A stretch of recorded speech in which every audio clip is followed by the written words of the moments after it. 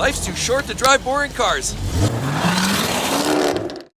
So BMW unfortunately gets their share of bad press. While they've had some many models that have caused lots of problems and heartache for a lot of owners, not every single BMW model is that problematic. As a matter of fact, there's a few great current models that already have a track record that shows they're at the top of the heap for reliability. As a matter of fact, they're up there with some of your best and most favorite Japanese models. So I'm going to give you a list of some of the best and most reliable new BMW models on the market today so that you can go out there armed with some information that you buy the right vehicle. Let's get into it now. So the first one is one of my favorite sporty models in the current generation BMW lineup, and it's proving to be quite reliable. As a matter of fact, it's built on the same chassis as the Toyota Supra. That's right, we have the BMW Z4 right here, and there's two different engines available for this car right now. But before we get into that, look at these great new Z4s, and they're a beautiful alternative to anything that Mercedes or Audi's putting out today, and not everyone wants to drive a Mazda MX-5. But let's take a look. Right here, absolutely beautiful stance. The car definitely has a low, wide profile, and the greatest new headlights by BMW. And right there, they've got the black, high-polished rims.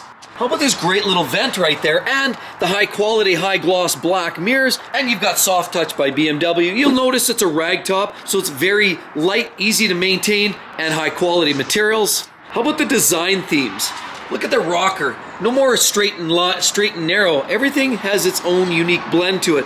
The car has this great line that runs the gambit all the way down. And then circling around, you'll notice that grille, very sharp. And the interior is of high quality materials, typical BMW. You literally won't find much better finishing than in a BMW like today. And then circling around, of course, we have the great little lip. Definitely adds a little sporty and spice to it. And we have this wonderful little vent at the back, as BMW is starting to do with a lot of their models now. And 1 and 2 tailpipes, so you've got dual exhaust. And this is the S-Drive Sport Model 30i. So the 30i just means it has the B48 engine. That's right, it's the turbo 4-cylinder engine, 2-liter displacement, makes well over 250 horsepower, and it's a great drivetrain. Lots of fun, peppy, and other than an intermediate shaft bearing issue, these engines are actually showing to be quite reliable. The only caveat is with most BMWs, there's recalls on backup cameras and a few other odds and sods, but overall, the 2-liter and the B58 engine, which is the turbo 6-cylinder engine, which is my personal favorite, are two relatively reliable late model sporty BMWs. Now the next vehicle in the BMW lineup I would possibly recommend is the X3. Now we all know the X5 has some of the worst engines. The M engines, the twin turbo V8 engines in both the N63 and the S63 both cause a lot of heartburn. And the vehicles are quite complex. Beautiful to drive, but they're going to cost you a lot of money. But here we have the X3, slightly dialed down, a little less technology, and they've got some of the best engines available, like this one right here. So here we have an X3 in a great new color.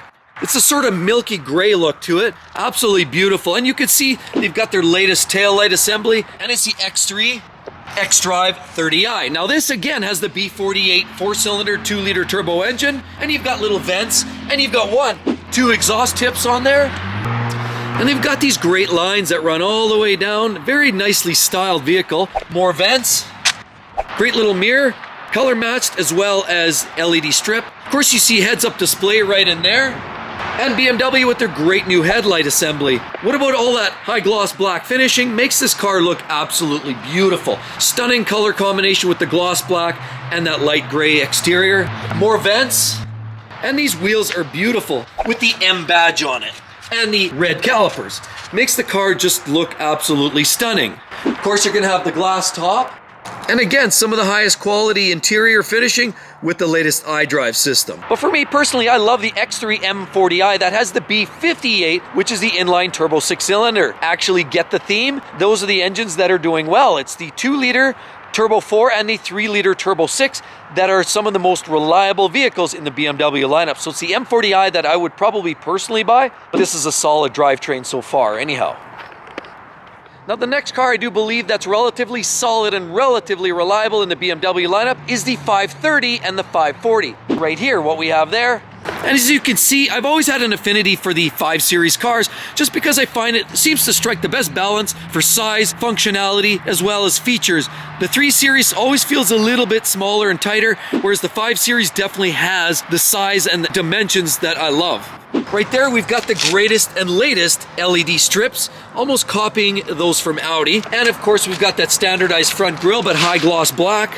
And you'll notice down here, you've got the typical BMW high quality front. And you'll have this great black high gloss wheel. And they've got this great little accent, and that's how you can tell the difference between the 5 and the 3 Series. The 3 Series does not have that, whereas the 5 Series does.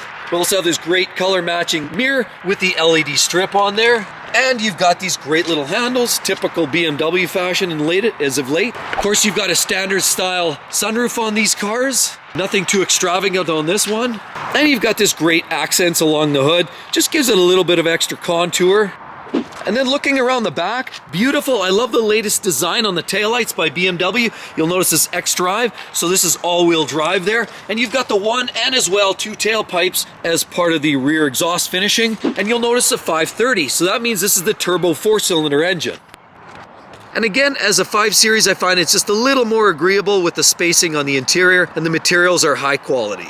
So for me personally, I would buy the 540, which is the turbo inline 6, has well over 300 horse, and that's the most agreeable drivetrain. Relatively robust, relatively decent performer, and relatively economical. Now, if you go with the V8 twin turbo in the N63, that would be the M550i, you're going to probably see high oil consumption issues, timing chain problems, and battery drain issues, as well as the M5. Unless you really need to have the M5, that's not the car for you. It's truly the enthusiast car, and enthusiasts can live with some of the ups and downs.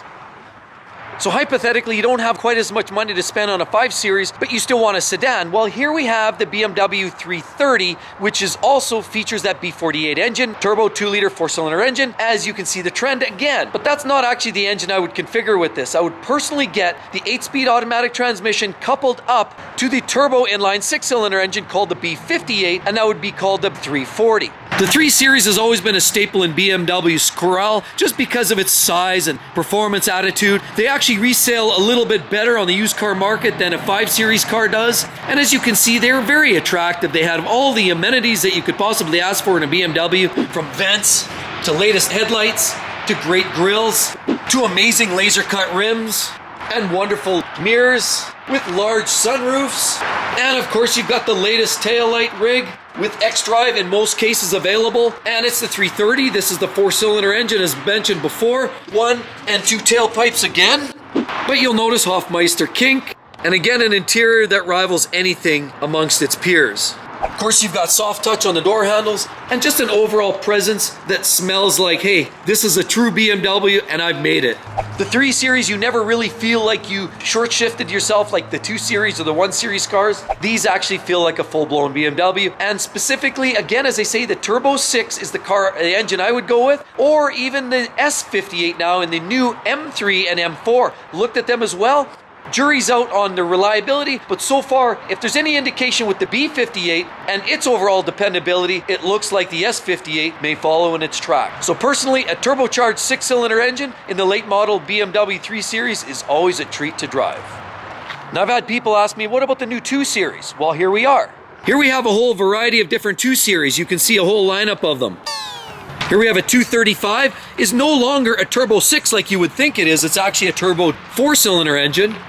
And you have a 228 and a 228, and the list goes on and on. So these cars I'm not a fan of. Why? Because they generally do not run on the same rear-wheel drive platform like most of the other lineup. They're actually based more on a front-wheel drive platform, and feels like BMW sort of skimped a little bit for the sake of cutting costs, using a 4-banger, front-wheel drive, and overall everything is scaled down a little bit on the 2 Series cars. Not really my choice, and the jury's out again on the high-strung version of the 235. We'll see how long that thing lasts. And overall, if you want reliability, skip anything that says V8, because if you can get the 6-cylinder engine, that's probably going to be your sweet spot for performance and reliability. And with all of that said, be sure to click on that video. That's a list of the worst vehicles that won't even make 60,000 miles. Hope to see you real soon. Catch you then. Bye-bye.